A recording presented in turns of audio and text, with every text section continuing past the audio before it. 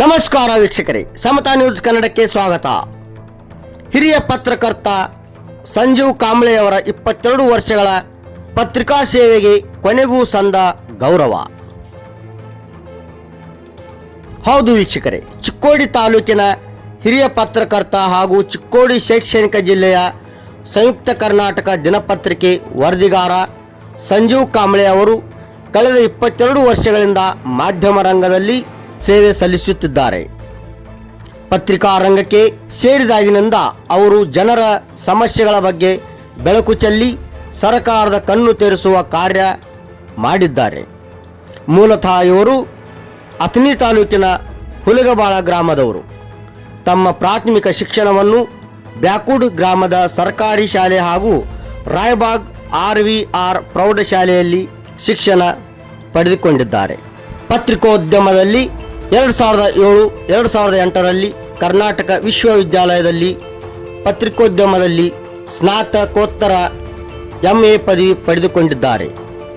ನಂತರ ಇವರು ವಿಜಯ ಕರ್ನಾಟಕ ದಿನಪತ್ರಿಕೆಯಲ್ಲಿ ಹಾವೇರಿ ಜಿಲ್ಲೆಯ ವರದಿಗಾರನಾಗಿ ಸೇವೆ ಪ್ರಾರಂಭಿಸಿದ ಇವರು ಮುಂದೆ ETV, ಉದಯವಾಣಿ, ವಿಶ್ವವಾಣಿ ದಿನಪತ್ರಿಕೆಗಳಲ್ಲಿ ಕಾರ್ಯ ಮಾಡಿದ್ದಾರೆ.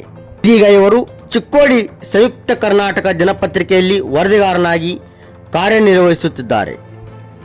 ಕೋವಿಡ್ ಎಂಬ ಹೆಮ್ಮಾರಿಯಲ್ಲಿ ಲಾಕ್ಡೌನ್ ಆದಾಗ ಅನ್ನ ಇಲ್ಲದೆ ನಿರ್ಗತಿಕರು ಪರದಾಡಿದರು.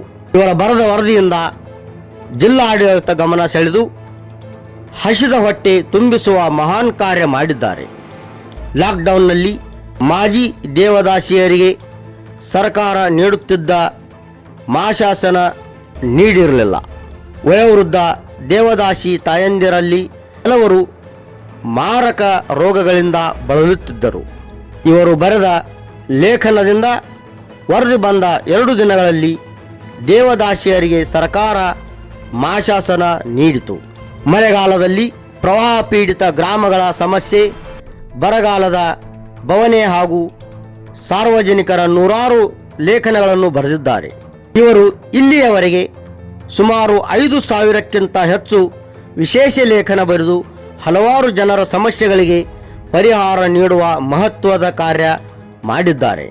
ಇವರ ಸಾಮಾಜಿಕ ಸೇವೆ ಪರಿಗಣಿಸಿ ಕರ್ನಾಟಕ ರಾಜ್ಯೋತ್ಸವ ನಿಮಿತ್ತವಾಗಿ ಬೆಳಗಾವಿ ಜಿಲ್ಲಾ ಆಡಳಿತ ಜಿಲ್ಲಾ ಮಟ್ಟದ ರಾಜ್ಯೋತ್ಸವ ಪ್ರಶಸ್ತಿಗೆ ಭಾಜನರಾಗಿದ್ದಾರೆ. ಸಂಜೀವ್ ಕಾಂಬ್ಳೆ ಅವರು ಇದೀಗ ಚಿಕ್ಕೋಡಿ ಸಂಯುಕ್ತ ಕರ್ನಾಟಕ ದಿನಪತ್ರಿಕೆಯಲ್ಲಿ ವರದಿಗಾರರಾಗಿ ಸೇವೆ ಸಲ್ಲಿಸುತ್ತಿದ್ದಾರೆ. ಸಂಜೀವ್ ಕಾಂಬ್ಳೆ ಅವರು ವಿವಿಧ ಸಮಸ್ಯೆಗಳು ಹಾಗೂ ಜನಪರವಾದ ಸಾಕಷ್ಟು ಲೇಖನಗಳನ್ನು ಬರೆದು ಅಧಿಕಾರಿಗಳು ಹಾಗೂ ಜನಪ್ರತಿನಿಧಿಗಳು ಸರ್ಕಾರದ ಗಮನ ಸೆಳೆಯುವ ಕಾರ್ಯ ಮಾಡಿದ್ದಾರೆ. ಅವರಿಗೆ ಇದೀಗ ಬೆಳಗಾವಿ ಜಿಲ್ಲಾ ಆಡಳಿತ ಜಿಲ್ಲಾ ಮಟ್ಟದ ರಾಜ್ಯೋತ್ಸವ ಪ್ರಶಸ್ತಿಗೆ ಆಯ್ಕೆ ಮಾಡಿರುವುದು ಹೆಮ್ಮೆಯ ಸಂಗತಿ. ಈ ಪ್ರಶಸ್ತಿಯನ್ನು ಪಡೆದ ಸಂಜೀವ್ ಕಾಂಬ್ಳೆ ಅವರಿಗೆ ಹಲವಾರು ಅಧಿಕಾರಿಗಳು, ರಾಜಕೀಯ ವ್ಯಕ್ತಿಗಳು ಹಾಗೂ ಜನಸಾಮಾನ್ಯರು ಎಲ್ಲರೂ ಕೂಡ ಇವರಿಗೆ ಆಶೀರ್ವದಿಸಿ ಗೌರವಿಸಿದ್ದಾರೆ. ಅದೇ ರೀತಿ ನಮ್ಮ ಸಮತಾ ನ್ಯೂಸ್ ಕನ್ನಡ ವಾಹಿನಿಯಿಂದ ಕೂಡ ಅವರನ್ನು ಅಭಿನಂದಿಸಿ ಶುಭ ಹಾರೈಸುತ್ತೇವೆ. ಮುಂದಿನ ಸುದ್ದಿಯೊಂದಿಗೆ ಮತ್ತೆ ಭೇಟಿಯಾಗೋಣ. ಅಲ್ಲಿಯವರೆಗೆ ನೋಡ್ತಾ ಇರಿ ಮತ್ತು ಸಬ್ಸ್ಕ್ರೈಬ್ ಮಾಡಿ ಸಮತಾ ನ್ಯೂಸ್ ಕನ್ನಡವನ್ನು ಅಂತ ಹೇಳ್ತಾ ಮುಂದಿನ ಸುದ್ದಿಯೊಂದಿಗೆ ಮತ್ತೆ ಭೇಟಿಯಾಗೋಣ. ಅಲ್ಲಿಯವರೆಗೆ ನೋಡ್ತಾ ಇರಿ ಸಮತಾ ನ್ಯೂಸ್ ಕನ್ನಡವನ್ನು. ಮತ್ತೆ ಸಿಗೋಣ. ನಮಸ್ಕಾರ.